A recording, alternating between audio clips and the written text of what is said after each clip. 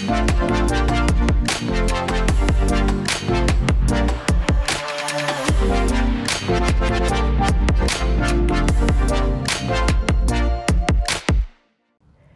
Tigers, and welcome to the TMNtv newscast for Wednesday, October 23rd, 2019.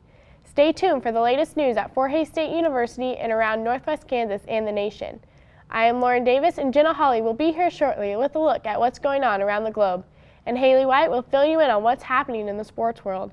But first, here's what's making news in Tigerland. Residents of Hays got a chance to see possible future city commissioners in action Tuesday night. The Student Government Association, along with Tiger Media Network, the American Democracy Project, the Department of Political Science, the Docking Institute, and the Hays Area Chamber of Commerce, partnered to host a candidate forum of the 5 people running for 3 positions on the Hays City Commission. The forum featured candidates Ron Mellick, Ryan Reimer, Henry Schwaller IV, Mason Reuter, and Michael Burgess. Each candidate answered questions from the moderator and the crowd. The forum was broadcast live online and through Eagle and Nextech cable stations with the help of TMN students. The general election is set for November 5th. Winners in the general election will take office in January. Audience members got a chance to sink their teeth into a hot topic last week during an event hosted by the Global Leadership Project. The organization hosted a screening of the film, Just Eat It. The film aims to educate viewers about the reality of wasting food. For more on the screening, see TMN reporter Laura Krug's story at tigermedianet.com. Fort Hays hosted the High Plains Marching Festival at Lewis Field Stadium on Monday. The festival features multiple high schools from Kansas that are scored by judges based on their marching performances.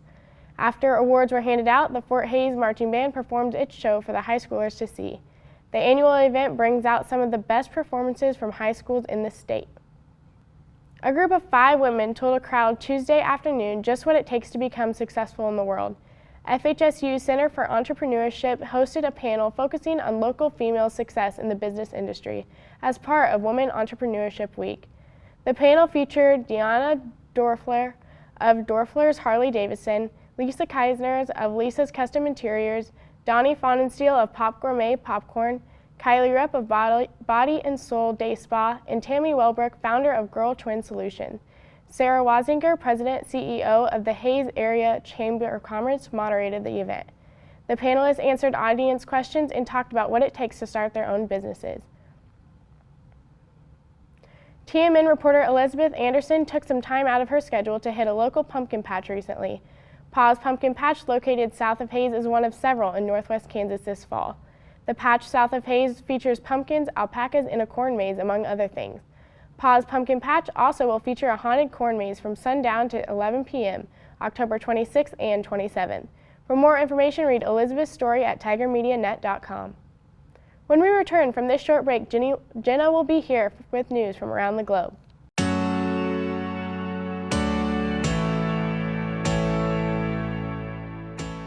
Leadership is an interdisciplinary applied social science. So what that means is it's interdisciplinary in nature, which means that we bring in research and theories from a whole variety of different academic disciplines, and we put them together in ways that help students become effective agents of change in a whole variety of organizational settings. We teach transferable skills that work in lots of different organizational contexts. So things like change making and how organizations handle change and promote positive change, communication skills, critical thinking, emotional intelligence, a whole variety of other things that can be applied in lots of different types of situations. I've learned a lot, especially through self-reflection, that is a big part of the leadership program. It's given me a lot of new tools and abilities to handle conflict, as well as showing me that I can be creative and I can do different things than what I'd always thought I was able to do. I think that's so unique within the leadership department is we work on those personal development skills and how to be more empathetic towards other people and how to make our team members better people and how to make ourselves better people. And I think that's one thing that I've really appreciated and taken away from my time here at Fort Hays and in the leadership studies department is that it doesn't take a whole lot to be kind. You know, leadership studies is all about how you work with people, how you connect with them, how you develop relationships. When I look at our students, I just want them to know that they can create change just as much as anybody else can. And that is what leadership studies is all about, is working with other people to create positive change, whether it be in our organizations, communities, or even the nation or world.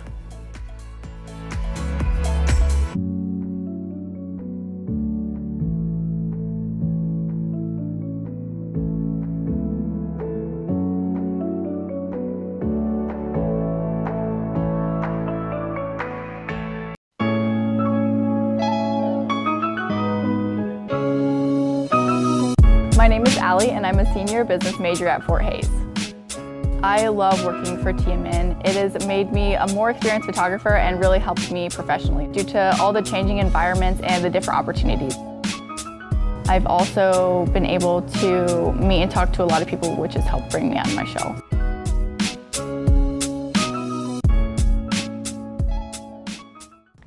Hello Tigers, I'm Jenna Hawley and here's what's happening around the globe. President Donald Trump has referred to House Democrats' impeachment inquiry as a lynching.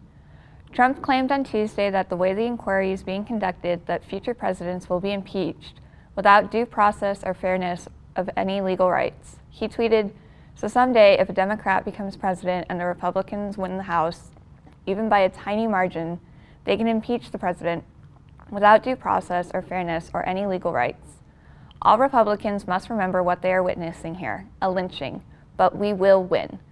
Democrats were quick to condemn the president for his choice of words. House Democrat Caucus Chairman Hakeem Jeffries, Democrat of New York, slammed Trump's comments when asked about them during a press conference. According to Fox News, the president's tweet comes amid the escalating impeachment inquiry in the House. House Speaker Nancy Pelosi announced the formal process last month following allegations surrounding the president's phone call with the president of Ukraine, where he pressed for politically charged investigations. House Republicans have targeted House Intelligence Committee Chairman Adam Schiff for the way the inquiry has been handled so far. Residents of California prepare for more wildfires and power outages as the weather continues to be problematic. According to Pacific Gas and Electric, approximately 209,000 customers could have their power shut off this week. To mitigate the risk, the company said the potential safety shutoff is planned for varying start times depending on the location beginning Wednesday evening. The move could affect 15 counties and customers will be notified by texts, emails, and automated phone calls 48 hours in advance. According to CNN, the Little Mountain wildfire burning in San Bernardino County has damaged at least 3 homes and injured at least 1 firefighter. The company's announcement comes as firefighters battle with a busy wildfire season. Former President Jimmy Carter was taken to the hospital following a fall at his home earlier this week. The 95-year-old suffered a minor pelvic fracture in his Georgia home on Monday. A spokeswoman for the former president said he was in good spirits and looking forward to recovering at home. According to The Independent, it is the second fall Carter has suffered this month. Earlier, he suffered bruising around his left eye and needed 14 stitches. He still showed up for a charity event the next day in Nashville. Carter is the oldest living former president in U.S. history. A senior U.S. official said the commander of Kurdish forces in northeast Syria said he met all obligations set out in a U.S. broken truce. The 5-day truce in Turkey's cross-border offensive ended at 10 p.m. Tuesday. Turkey's president has said his country could press on with fighting.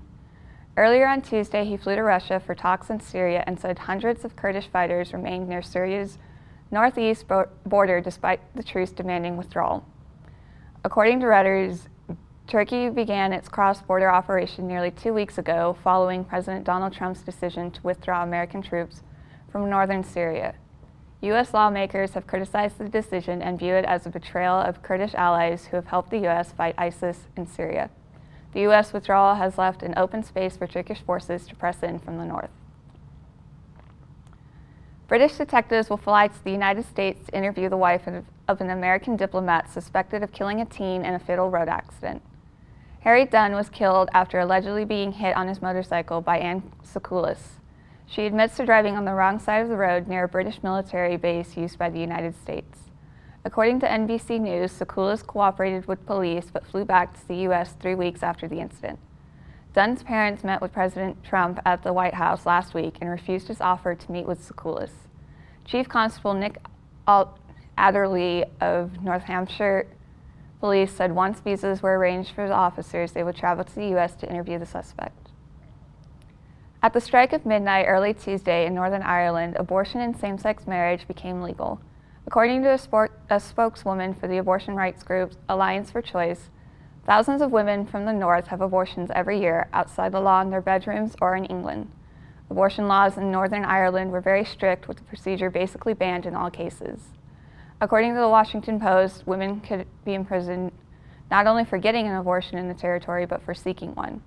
Caregivers could also be criminally charged for giving advice on obtaining an abortion.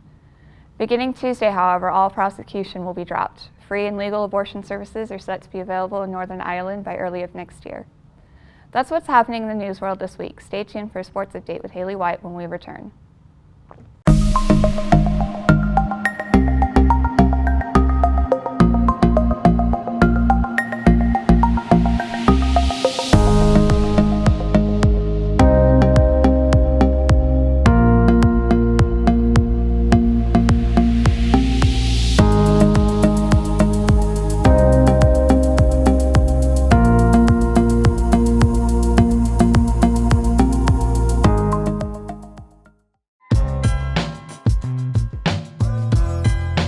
Tiger Media Network is the independent student media organization here at Fort Hays State University. It encompasses audio, video, print, photography, digital news. There's a little bit of everything at TMN.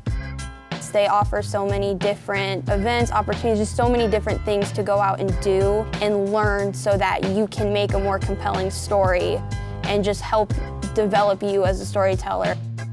I toured this facility and I saw this radio station and then the TV studio, and I was like, yeah, this is something that I definitely need to be a part of. Here, you know, I was instantly able to make my own content, being able to broadcast my own shows. If you have a passion about sports or about news, it doesn't matter. You can come here and you can work from day one and get that experience that demonstrates your ability to be a professional in the media industry.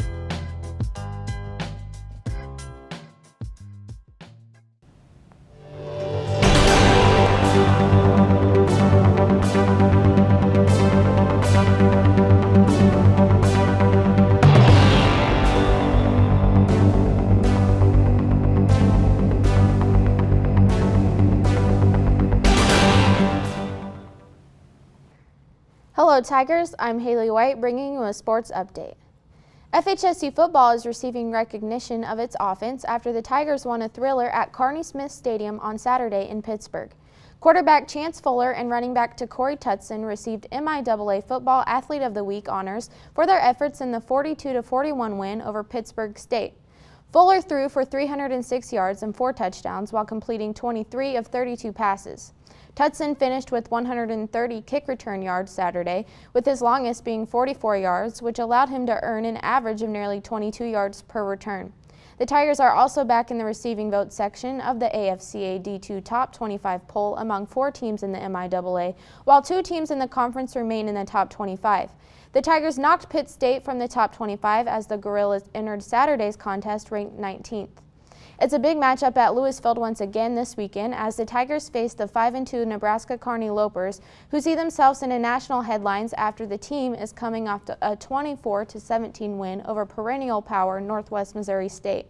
Kearney handed Northwest its first loss of the season, leaving Central Missouri as the sole team in the conference with no losses. During last year's meeting between FHSU and Kearney, the Tigers knocked off the Lopers with the 29-26 double overtime win at Kearney. Kickoff Saturday is set for 2 p.m. in Hays. FHSU volleyball fell to number 3 ranked Washburn in front of a home crowd Tuesday night at Gross Memorial Coliseum. The Tigers moved to 6-14 overall and 3-9 in conference play.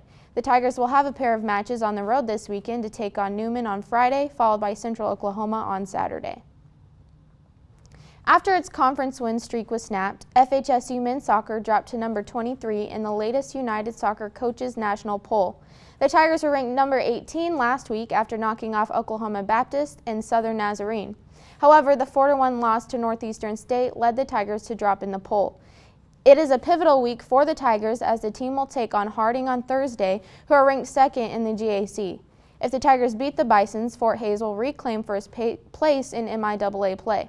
The Tigers also have a rematch against Wachita Baptist during this week of play, as the Tigers ended the previous contest against Wachita with a draw earlier this season. Kickoff against Harding is set for 6 p.m. and the contest against Wachita is Saturday at 11 a.m. Both matches are in Hayes. 2 athletes of FHSU women's soccer earned MIAA Athlete of the Week honors. Sophomore defender Carly Potts and senior goalkeeper Megan Neifel earned MIAA Defender and Goalkeeper of the Week, as both Potts and Neifel were key in the Tigers' 3-0 win over Missouri Southern. Neifel recorded her 15th shutout of her career and moved into a tie for second place for the program's all-time career shutouts. Potts netted her first career goal in the win after scoring the third and final goal of the contest. The Tigers are at home this weekend for a pair of matches against Rogers State on Friday, followed by Northeastern State on Sunday. FHSU men's golf wrapped up its fall schedule at the Jerry Hernsauer Invitational Monday and Tuesday. The Tigers placed 17th after shooting rounds of 327 and 306 to earn a grand total of 633. Bryce Cohen led the Tigers with rounds of 81 and 73, finishing in a tie for 54th. The Tigers will resume their season in March for the spring portion of the schedule. FHSU men's basketball will head to Lawrence for an exhibition game against the Kansas Jayhawks before the official start of the 2019-20 season. The Tigers were picked 4th in MIAA preseason polls after coming off an 18-11 season a year ago. FHSU has 6 returners to the squad, including top returner scorer Aaron Nicholson, who averaged 9 points per game and led the team in 3-point field goals made last season. Head coach Mark Johnson enters his 19th year leading the program. He's FHSU's all-time wins leader with a career record of 359 and 172. He has led the Tigers to 3 conference titles and 7 appearances in the NCAA tournament. Tip-off inside Allen Fieldhouse is set for 7 p.m. Thursday. The Border War will return on an annual basis, as the University of Kansas and the University of Missouri's men's basketball programs will renew their rivalry starting next year. The KU-Mizzou rivalry was one of the biggest feuds in college sports on a national scale. Athletic competition between the two schools dates back to 1891. From 1907 to 2012, both teams were in the Big 12, which assured the teams would meet annually in all sports. In 2012, Mizzou departed from the conference and joined the SEC, which ended the oldest rivalry in Division I sports. After an 8-year hiatus, the rivalry will resume in 2020 and 21 season with a 6-game series. 2 games will be played at the Sprint Center, 2 at Mizzou Arena, and 2 at Allen Fieldhouse. The first matchup is slated for December 12, 2020 at Sprint. The NBA regular season began with a pair of high-scoring matchups, including an overtime win Tuesday. The Toronto Raptors moved to 1-0 after knocking off the New Orleans Pelicans 130-122 in overtime. Pascal Siakam paced the Raptors with 34 points and 18 rebounds. Brandon Ingram led the Pelicans on offense with 22 points. The Clippers proved to be the more dominant LA team after taking down the Lakers 112-102. Kawhi Leonard picked up right where he left off last season, earning a team-high 30 points for the Clippers.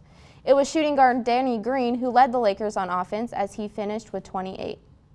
That concludes this episode. Tune in next week for another episode of TMNtv. To stay up to date on the latest news and information throughout the week, visit tigermedianet.com. Until then, roar Tigers! We'll be right